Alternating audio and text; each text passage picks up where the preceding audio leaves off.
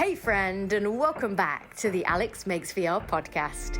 Today we are talking about the very important step in the pre-production process, reccying your locations. Reccy, coming from the word reconnaissance, but we are not fancy enough to call it that in the VR industry without sounding like a bit of a twat. So, reccying your locations, for those of you who don't know what that means basically going to a film location before you shoot there to get a sense of the space, to look for certain things. And in this episode, I'm going to tell you what the most important things are that you should be looking for in a location when creating a virtual reality film, because it's very different to reccying somewhere for a traditional film shoot. So we'll dive into that in this episode.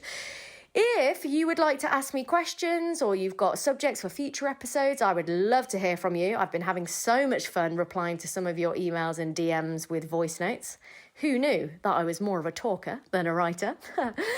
She says, nearing episode 100 of this podcast. Reach out to me. It's Alex Makes VR on Instagram and Twitter.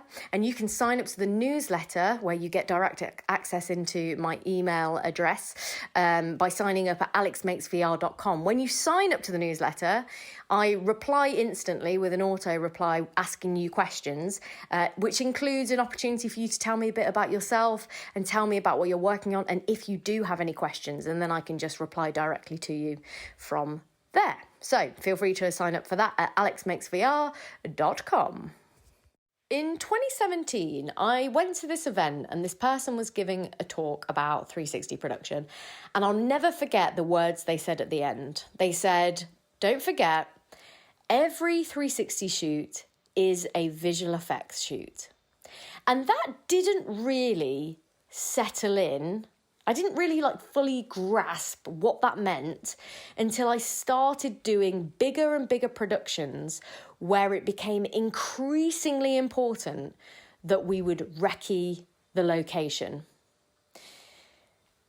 And the reason it's so important to recce your location is because if you don't have a massive visual effects or post-production budget, you can save yourself so much headache by going to a location in advance and taking note of the things that are going to impact your post-production.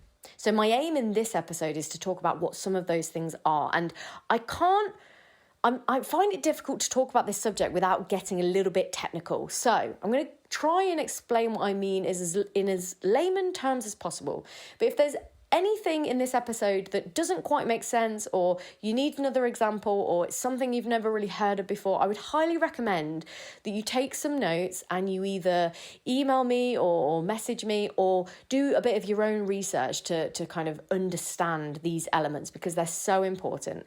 And even though cameras are getting so smart, they come with such amazing software built almost into them, to help with things like optimal flow stitching, and some of them can magically get rid of the tripod or your monopod or things like that. As much as that side of things is improving, it's still so important that you take the time to understand the things that in your location that are going to impact production but also post-production.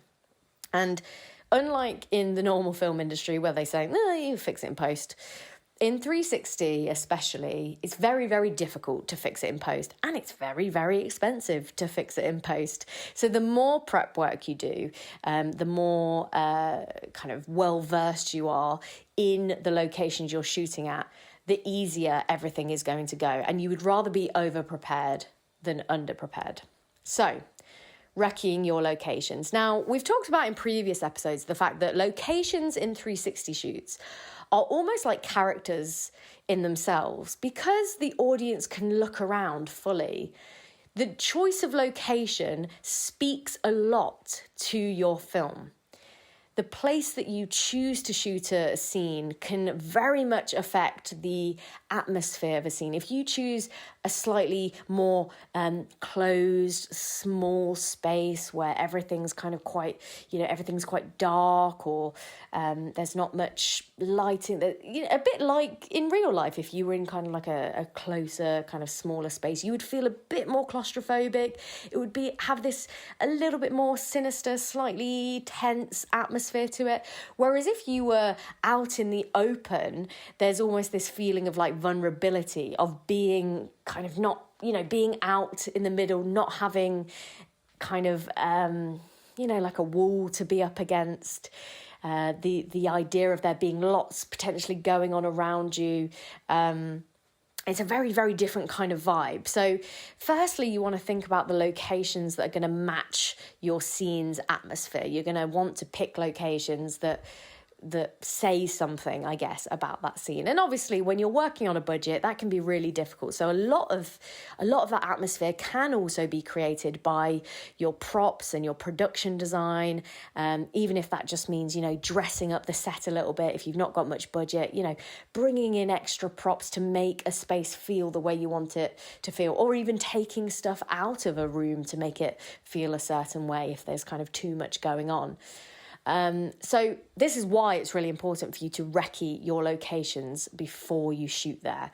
And I would recommend, recceing almost before you decide on your final version of your script, because like with Key to Like, for example, I originally set that with a Lovelock kind of gate in mind that I'd seen in Paris. Technically it was kind of set on this place I was like literally writing the script for, which was sorry, that didn't make sense.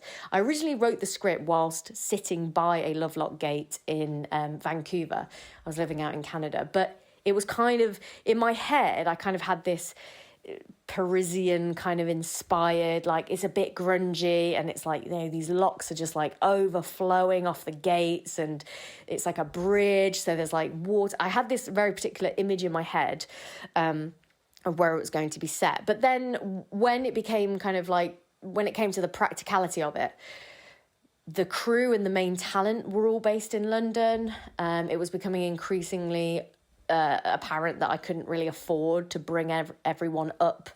Definitely couldn't take everyone to Paris, but even just like the Lovelock gates available in the UK, it would have cost quite a bit to move everyone there, given that everyone was kind of giving their time for free. So we ended up Chloe, the director of the piece, ended up finding this brilliant little place on, I don't even know what it's called now, but it's near the O2 in London. And from there, I didn't change much to the actual script itself, but it definitely changed things like the action and where the character, the main character action was playing out, and also what those subplot characters were doing. It also meant that we had a bit more space to kind of play with. It meant that when we kind of like had like extras and supporting actors in mind, we now had to kind of change what it was they were doing because of the space that we ended up using, because of the location change, basically. And so that's why I think recceing locations can be really helpful to do before you've 100% set a script in stone, and before you go into like the storyboarding phase as the director, before you start to put real meat to the bones, and really think through like the prop list and things like that. It's really important that you go and see your locations, which obviously can be quite difficult during a pandemic, but fingers crossed that won't be a problem soon. So when you're at your locations, there's some key things that you want to be thinking about. Now, the number one thing, like I kind of mentioned, is visual effects. Anything that's going to impact your visual effects budget is going to be quite important. So let's have a look, for example, at lighting. What are the lighting conditions in this location? Is it quite a well-lit space? We all know that, especially if you're working with a smaller 360 camera, you need a very well-lit space, unless you're going to have quite a lot of budget to put into a nice lighting package. 360 cameras are terrible in low light unless you've got a really big camera sensor, which most of them don't. Even like the Insta360 Titan, which is probably one of the only all-in-one 360 camera rigs that has a decent sensor size, even that can sometimes struggle with mixed lighting conditions, aka, if you've got really bright lighting coming in through a window, but it's not lit on the inside, that kind of thing. So you want to kind of first look at what lighting is available to you. What is the practical lighting in the room? Like, are there overhead lights? Do you have control over those lights to turn them on and off? Or like, for example, there's a location that we're looking at for Bad News, and they have like 3 different lighting setups, and you can luckily control all 3. So there's like these lovely kind of bougie looking like hanging kind of bulbs that look very Shoreditch, and then you've got strip lighting, just like classic office like lighting above it, and you've got like these kind of like lines of spotlights around the corners of this kind of cafe. And that's great because there's like 3 different opportunities to light naturally there. But at the same time, if we couldn't control all 3, if like you turn a switch on and they all came on, that obviously changes what your lighting might be like. That changes how I would maybe see the scene. It would maybe make me lean more towards, okay, well, I don't want to use their practical light, so let's find a way to like light it ourselves. How can we do that? Let's look at the windows. Where's the sun? Like, where's the kind of sun going to be during the time that we're filming? That's a massive thing. Like thinking about which way are you facing, especially like deciding as the director of a piece where ideally you would want to put the camera, remembering that the camera becomes the person that puts on the headset, thinking about which way are they going to be facing, and then where is the sun going to be when you're shooting. So if this is a morning scene versus this is an evening scene versus all of these things, like thinking about where is the sun going to be and what direction is is the building you're shooting in, north, east, south, east facing. Understanding that so you can understand what the lighting situation is going to be like with windows. How many windows has it got?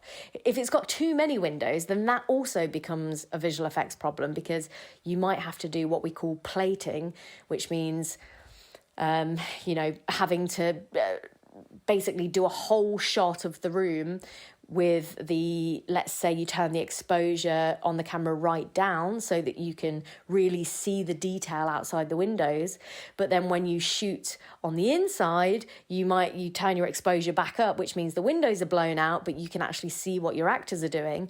And then what you would have to do in post-production is then obviously comp those, composite, should I say, those, the 2 together. And what complications does that make? For example, if I have an actor facing a window, if I want to do that, what I've just described, then I'm going to have to like rotoscope around the actor's head to make sure that you can see both the scene outside and it looks natural, but it's not, it doesn't look really weird with the actor kind of in 2 different states of lighting depending on where they are in the scene. Does that make sense? Feel like that was a lot of words that I just threw at you.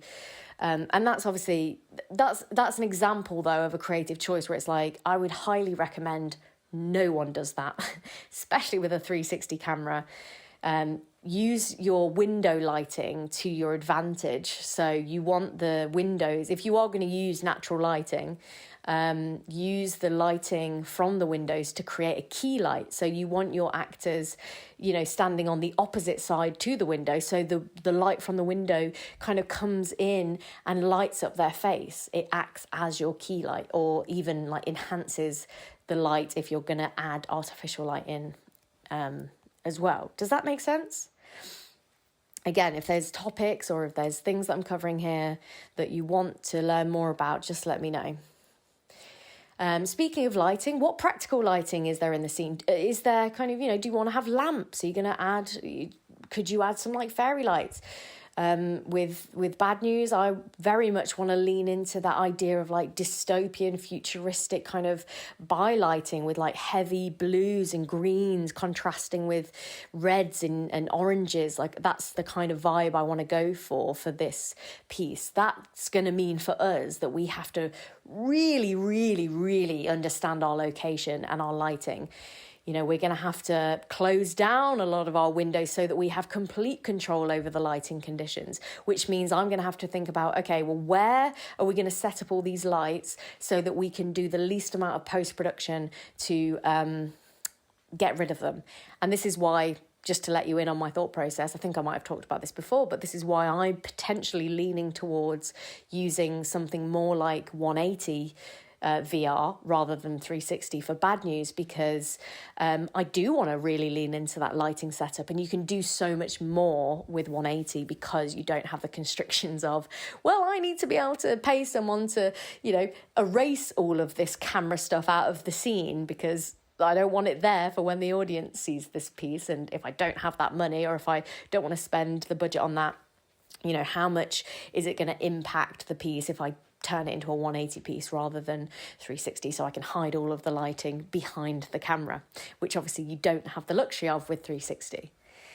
So if you're going to do, any kind of like lighting, but also even with your camera, like you need to think about, where are your plug points? Like where are your power points going to be?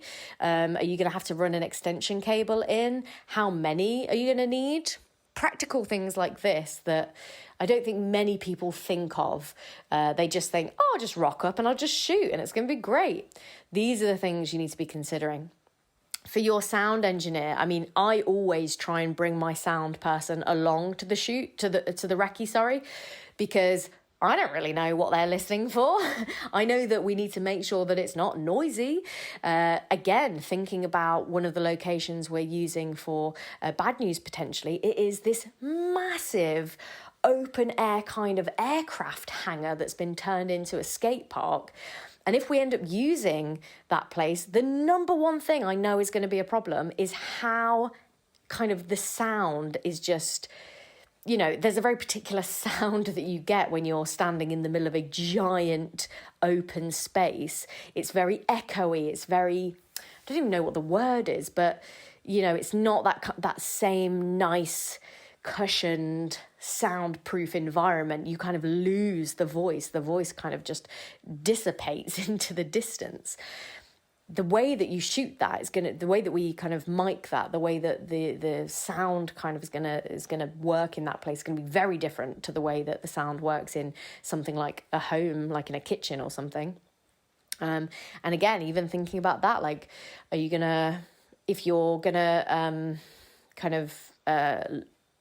to lapel or radio mic your actors, which is absolutely the route that we go on all of our 360 shoots, just because it's pretty much impossible to boom a 360 shoot again without having to do heavy post-production to remove the boom mic from the shot. Thinking about what other sounds is that going to pick up? Is there like a loud refrigerator in the room? Is there an air conditioning that's always on? Are you in a place that is quite popular? Are you going to hear like loads of like just traffic and voices like in the background? Does that matter? Like, because it's 360, so technically if they wanted to, they could turn around and see all of those things. Again, that's something that we tackled with Key to Like, actually, because we ended up accidentally filming under a flight path. And I think we got away with it because in 360, obviously you can look up and you can see the planes. So that's actually quite a nice little extra kind of like, you know, leaning into the VR medium. But do you want that? Is there like construction work nearby? All of these things you need to have a think about. From a practical point of view, as the producer, how easy is it going to be for your crew and your talent to get to the location? Is there plenty of parking? is there a space nearby for kind of like people to bring the kit? Obviously, ideally, you need somewhere where you can like unload all the kit rather than having to like traipse it through, parks. And also, I've been on shoots where literally we had to walk for about 20 minutes back and forth to the car to unload the kit because the location was just so far away. How much time is that eating up of your production day? These are the things that we need to think about. Again, something that I learned from Key to Like. We were shooting in an open space in London, and our base, our like production office essentially, where everyone could like chill, get food, go to the loo, but also where like makeup and costume was happening, where like everyone was kind of stationed, all the kit was stationed.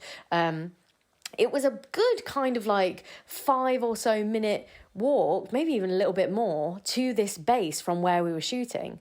So every time someone needed to go back there, we were losing 10, 20 minutes every single time, which really, really ate into our day. And honestly, I mean, that shoot was probably the most stressful day of my life to date, by far, for many reasons. But that's one thing that I never even considered. So thinking about that practicality of people getting to you,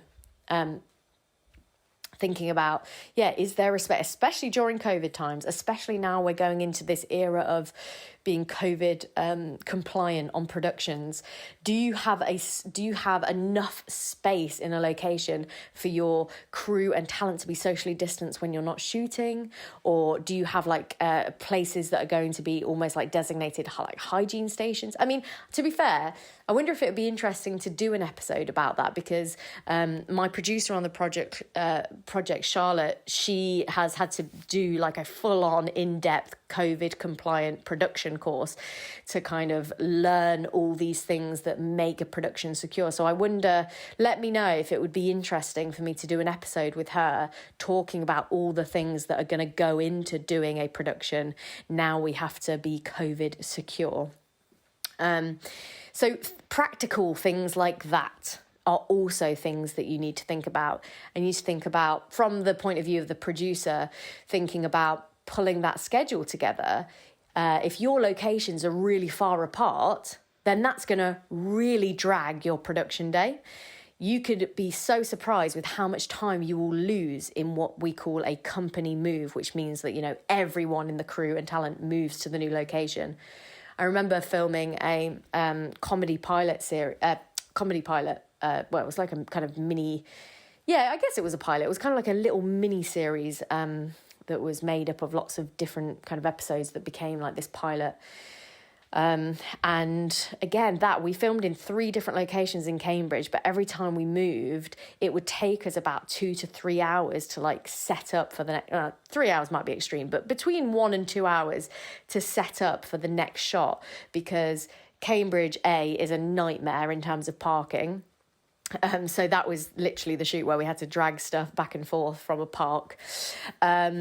But also the fact that you move locations, so you've got to wait for everyone to get there, and then everyone's kind of in that different mindset. So then you've got to get back into the shooting mindset. Then the cameras have got to be set up again. All of the lighting's got to be set up. You've got to do tests. You've got to get everyone, you've got to like test the sound. You've got to do all of the bits and bobs like that come along with setting up for a shoot. You have to do that every time you move location. So thinking about that from a producer point of view, like where are these locations in relation to each other, that will dictate your production schedule. So that's another big thing that kind of goes into a recce. Trying to think, obviously there's the obvious one, which is the creative side as well, recceing your locations, not only for that kind of that feel, but also thinking about, again, that production design, what props would kind of like complete that. But also like, what can you imagine the action playing out? I mean, in an ideal world, you would rehearse with your actors in the location before the day. But I mean, I've literally never gotten to do that because that would be very expensive. But like, even just as the director, kind of thinking about, okay, let me think about plotting out the action. Where are the marks going to be? And we even, for several shots in like a few of my pieces, have like pre-marked out with X's on the floor where talent are going to need to be like standing and where they're going to be moving to. we've pre-done that so that on the recce we could do a test with the camera to make sure that we weren't going to have any problems with stitching errors or anything like that. And we were kind of like testing that, but at the same time testing it with this action in mind. So if character A moves from point 1 to 2, are we going to have any problems with the stitch? And we could kind of recce that. We could test that on the recce rather than waiting until the day and losing again another hour by doing the test and then having to render out the stitch shot and then getting it onto a headset and then playing back the image, all of the pain that comes with the primitive nature of 360 shooting. So that would be a really good tip as well, is to kind of pre-mark out your action, or at least think, now that you're in the space, block that action, block that storyboard, like whilst you're there.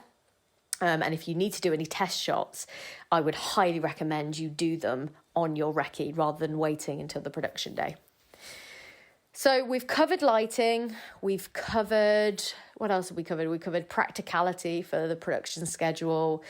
We've covered action. We've covered that creative kind of side of making sure it actually suits the purpose of the scene. And then when it comes to the last bit of like visual effectsy stuff, obviously we kind of covered it a little bit with the lighting and about like if you're going to use, a lighting package rather than the lighting that's naturally in the scene, how you're going to think about using visual effects to remove that or at least place it where it's going to be the least amount of work as possible. But even things like, for example, anything, if you want to have any of your crew in the room whilst you're shooting something, this is a big one. You're probably going to want your director in the room. So if that's you definitely want to be in the room whilst it happens. Ideally, you want the sound person. Well, I don't know. It's really, really dependent on the location, but maybe you want the sound person, although the sound person, generally speaking, can monitor from anywhere, just because obviously they're just hearing everything. So it's not as important for them to see what's going on. Ideally, you want your DOP or your camera operator in the room with you. But again, because of the nature of 360 cameras, they can monitor from an iPad. But, sometimes it's safer to have them in the room with you.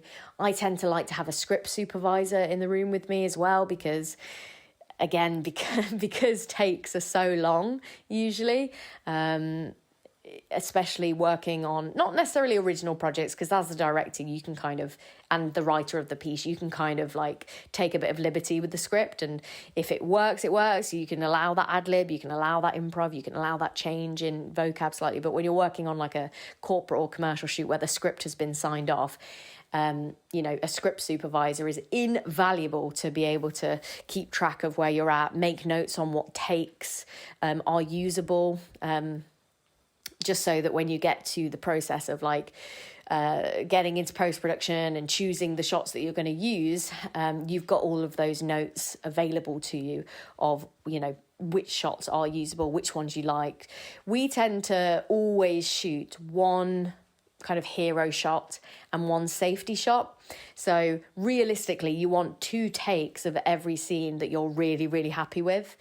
So, don't just leave it so that you've got 1 take. I know I'm getting into kind of like production advice at this point, but so anyway, coming back to the point, crew in the room. So if you're going to have crew in the room, then you need to make sure, obviously, that you are on the side of the camera where the action is not happening, again, because that will dictate your post-production, your visual effects. The other thing to think about is there anything in shot that you can't remove physically but will need to be removed in post-production? So for example, if there is if there's like a clock mounted to a wall that can't be moved, but the time on it is not going to be the right time for your piece, or maybe like there's a bit of art that you can't move, but it just doesn't fit the aesthetic that you're going for. Pre-planning that's something that's going to have to be removed in post. We're going to have to paint that out. anything like that. It's just, I feel like you get the point now. I'm nearly half an hour into this episode, so I'm going to shut up in a second. But I feel like from this, you can start to see the level of detail you need to go into when you're looking at recceing your locations. Because again, all of these things will just make the production and post-production of your piece so much smoother. So I could not recommend highly enough. Also, it's funny because you think about things that, like, for example, if your actor's really tall, you know, and you're in a location that's got a really low roof, like just things like this that you would never necessarily really think of until you're kind of in the space and have a feel for it. But yeah, anyway, you're going to save so much time if you follow these things. Let me know if this was useful. I can't tell whether I've just like rambled for like no real reason for half an hour, but it felt like there was loads of info that I've packed into this episode. So let me know what you thought by screenshotting the podcast and posting it on social media and tagging me. I love to see those, and it helps spread the word about the podcast. It helps bring new audiences to the podcast, which helps me, and it helps me keep going and wanting to do more of these episodes. So I really appreciate it when you share the podcast. That's it for this week. I will speak to you next week. Have a great day wherever you are in the world. I'll speak to you then.